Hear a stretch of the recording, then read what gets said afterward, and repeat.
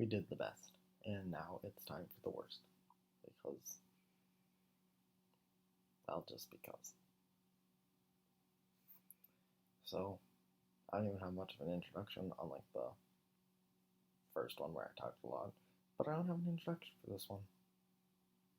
Other than, here are my top 10 worst movies of 2020. Because that year was awful, and awful movies released. You ready? But we must. At number 10, we have. We have Artemis Fowl. Once again, you probably cannot see my phone screen that well, but yep, Artemis Fowl. That's next. That's first. Yeah, I've never read the Artemis Fowl. Confession time. Never read the Artemis Fowl books. Always wanted to, never did. I've heard they're good. This wasn't though.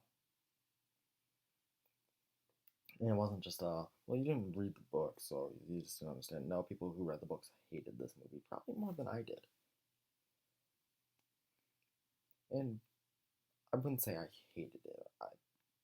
There's stuff I like, and by that I mean Colin Farrell, but he's always a win. So Josh Gad, surprisingly, like his voice was, but he surprisingly wasn't bad in this. It didn't get on my nerves that much. Judi Dench, what was that voice? Never do it again. Don't ever do it again.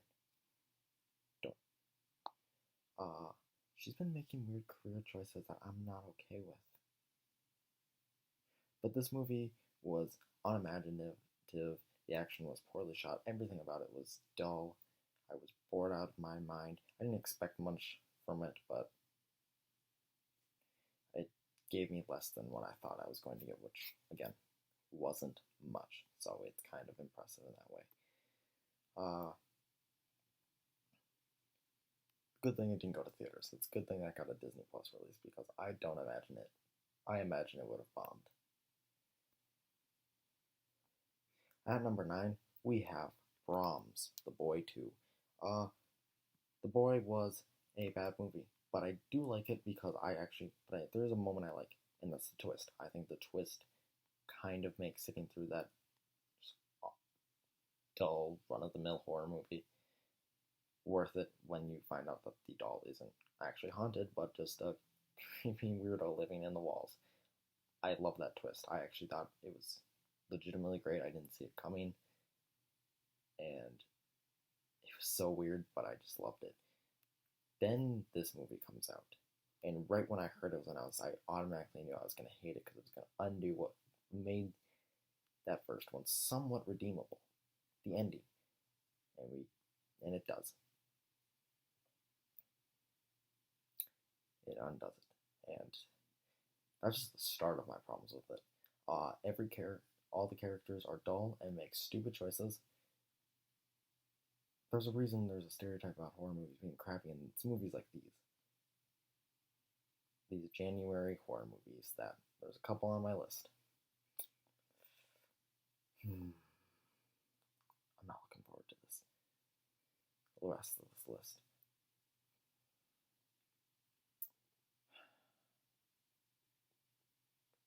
Let's hope this year's better for horror. At number 8, another early horror movie, The Turning. The Turning, which is based on the novel The Turning of the Screw, which was also the inspiration for season 2 of The Haunting of Hill House, The Haunting of Bly Manor. But that was good. Not as good as Hill House, but that was still good. This was not.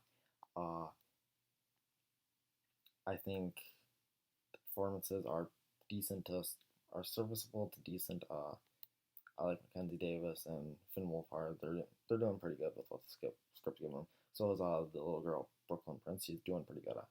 I think she was actually really good in this movie. But the reason is it's lower than Brams The Boy too is because, like I said, it does everything wrong that a horror does.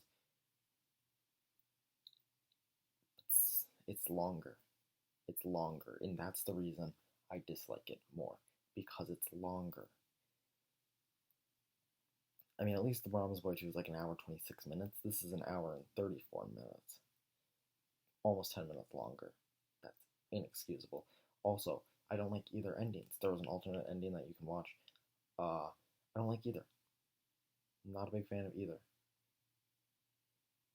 This movie was just a big waste of time, and The Turning of Screw is a book that's old, and so it's written like an old book. We've all read like those old books that are very descriptive of everything that's happening, paragraphs upon paragraphs of description. It's written like an old book, but it is a good book. I liked it when I read it, and I liked Haunting of Bly Manor. I did not like this. Don't.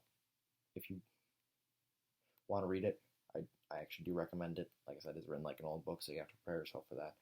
And if you want a good adaptation of it, watch The Haunting of Bly Manor. Like I said, not as good as Hill House, but I still really liked it.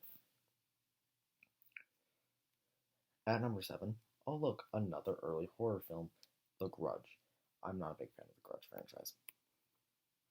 The first one is Ju-on, the original, like the very original, which was like the Japanese one, and then the first American remake are the only ones I like. Ju-on I actually like. The first American one is fine, which is The Grudge.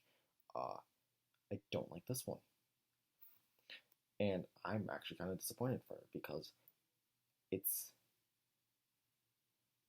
told from a police perspective, and I liked that idea. I liked the idea of the police just investigating these pretty much a horror movie. It's police investigating a horror movie, and that's interesting. I thought that was really interesting. But it's so, again, boring. The scares do not work at all, and it's very muddled by it's trying to tell four different storylines. It tells 4 different storylines in one movie. They all have to do with the Grudge and stuff, as this lady investigates it, but it's so muddled because it wasn't just like a couple flashbacks or like one flashback for some of them. Each one gets a considerable amount of screen time, so it's so bogged down and dull, and you're switching back and forth constantly. And some storylines have a little more investment than others. None of them I was ever invested in, but there are some where you're a little more into than others. I liked John Cho and Betty Gilpin's one. I thought that one was that one is the one that got the most reaction on me, just because John Cho and Betty Gilpin found a way for their characters to be likable.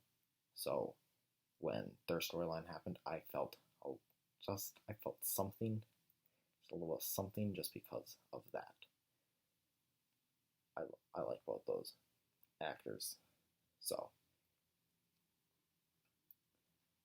at number 6, The Jesus Rules. The Big Lebowski is a classic. It is. It's a classic movie. And John Turturro's character is great in that movie. He didn't need a spinoff. I wonder what his character's up to. Yeah, we should make a movie. And any hope that I had that it could have some of the quality was dashed instantly with the opening. I was done before the movie began. Luckily, it's an hour and 25 minutes. It's not that long, but still, I was done when the movie began. And that's disappointing. Now, John Turturro is actually still really good as Jesus. But other than that, I can't.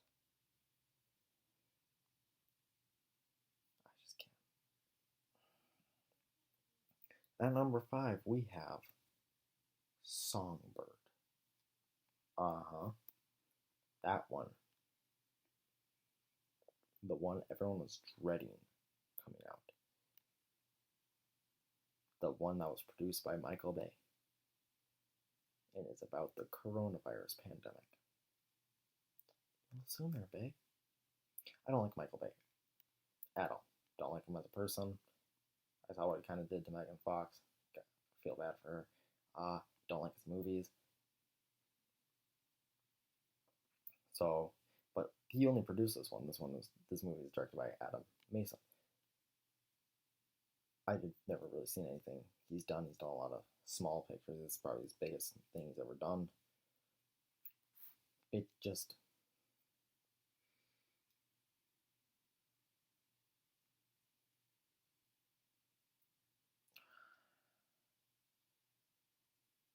it's too soon.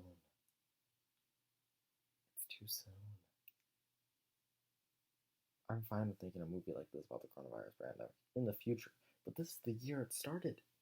They made this movie in the pandemic, all of it.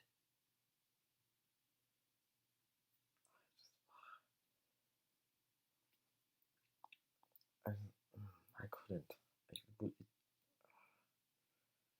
And it just jumps from random plot point to plot point, and it's just I can't believe it got made. The leads aren't bad. I think KJ Apa and Sarah Robin and Sophia Carson were fine in the movie. I think they were fine. I think everyone was fine. That's what I can say. I don't think anyone was really bad in the movie, so.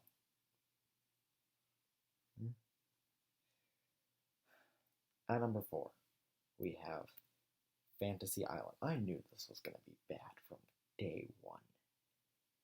It is directed by Jeff Wadlow. What else has Jeff Wadlow done? Crywolf, the crappy early 2000s slasher. Truth or Dare. That one. True Memoirs of an International Assassin. That Kevin Smith movie. And then he did Kick-Ass 2, which I haven't seen Kick-Ass 1 or 2. I want to see Kick-Ass 1, but I've not heard good things about Kick-Ass 2. So I knew this movie was going to be a mess from the very beginning. I was not let down with its messiness.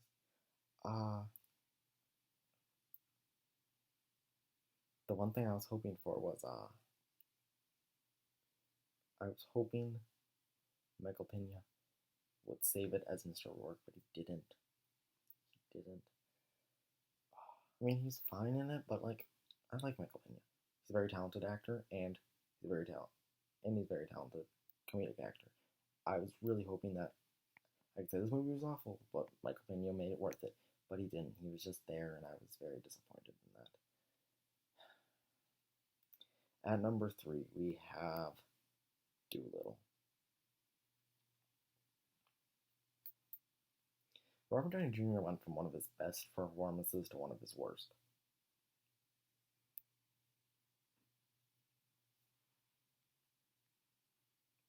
I'm impressed. It's a mess. I hate this movie. It's just, yeah, there's so much wrong with it. It's boring. I don't really care about anything that's happening. And it's like, not even just like, oh, Robert Downey Jr. makes good use of a good script. No, he's bad in it. Like, Robert Downey Jr. is bad in this movie. I just needed it to end forever. And it's long. It's an hour and 41 minutes.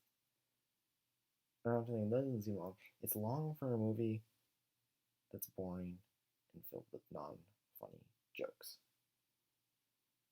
I didn't see it in theaters, but I can guarantee kids were probably bored too. At number 2, we have the infamous 365 Days. Yep, that one.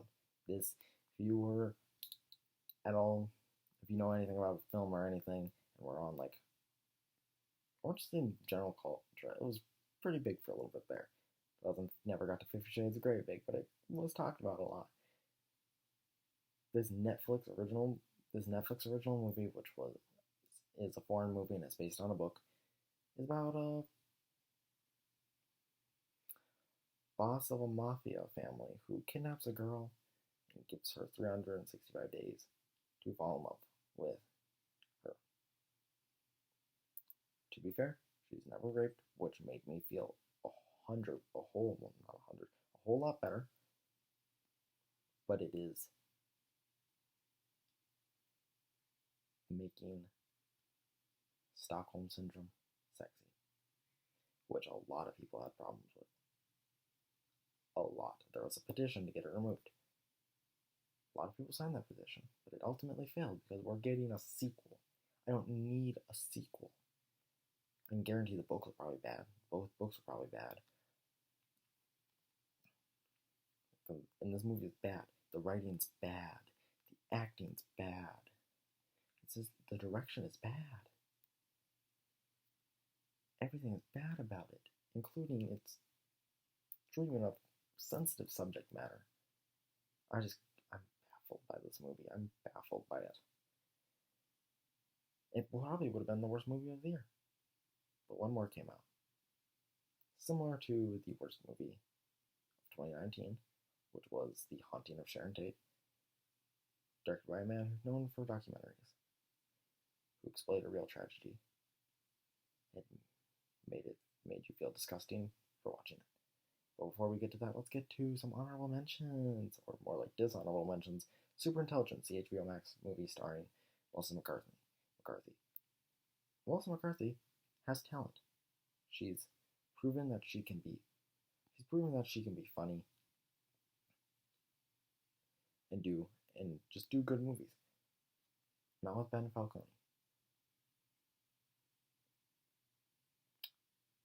He's not a good director. But Paul Feig, she's really good with that. But this movie is just, it's not good. Another dishonorable mention, Coffee and Kareem. A crappy little buddy cop movie that really probably would have been on this list if it wasn't for Betty Gilpin giving just a fun and over-the-top performance. And Monster Hunter, the movie directed by Paul W. Anderson, starring Mila Jovovich, based on the Monster Hunter video games. Did we expect this to be good? Who thought this was going to be good? Who was like, well, maybe this one? He did all the Resident Evil movies. They all sucked. He did Mortal Kombat. That was bad. He did AVP, which wasn't that bad. And he did Event Horizon, which I actually kind of like. But that was a mistake. He did Pompeii. He did Three Musketeers. Why do we keep hiring him? Why? And Mila Jovovich, I've really only ever seen her in Hellboy, the 2019 one, and the Resident Evil movies. So I have no idea if she's a good actress. She's not in these, but she might be in real life. It's like, stop letting him direct things. He's not good. And stop giving him video game movies that people hold near and dear to their heart. I can't stand it. It makes me sad. But let's get on. The number one worst movie of 2020 is The Murder of Nicole Brown Simpson. This one's weird because some people don't think it is. For some people it came out in 2019, some people it came out in 2020. For me it's 2020, so I'm going to count it as a 2020 movie. And yes, Daniel Farrens did it again. Now here's the thing: he's made some good documentaries that I like. I like Crystal Lake Memories and stuff like that. They're really good documentaries with really interested. Stop doing these movies, mister. The Haunting of Sharon Tate was awful. Exploited a tragedy. And it was just gross. And you once again do it grossly. You explore the tragedy, the real life murder of Nicole Brown Simpson. You know, the O.J. Simpson case. He does it so grossly. Stop it. Forever. Stop. Forever. Don't. No. I don't like it. And no one else does. Okay, so just stop. It's disgusting. Also, you're a bad director, and everyone you cast is bad. But yep, that was my list of the top 10 worst 2020 movies. Now, here's the thing. It's not all bad because I like to look on the right side of every movie. And you know what the right side is? They all contributed to the economy. People got jobs. So it's not that bad. I just wish people had jobs with better movies. But we can't. We can't win. Do you agree with my list? Let me know in the comments below. But yeah, this is it for 20. That was meant for 2020. We're now a couple days into 2021. But yeah, finishing this list really just ends 2020 for me. And I'm so happy to put it in the past. Like I said, not everything is going to be okay in the beginning. It's going to take a little bit. Not everything is going to be perfect right away. We already proved that the coronavirus didn't just snap away at 12 o'clock. But hopefully it will be better. If you like this review, make sure to like and subscribe. This is Jordan from Jordan Reviews. Signing off.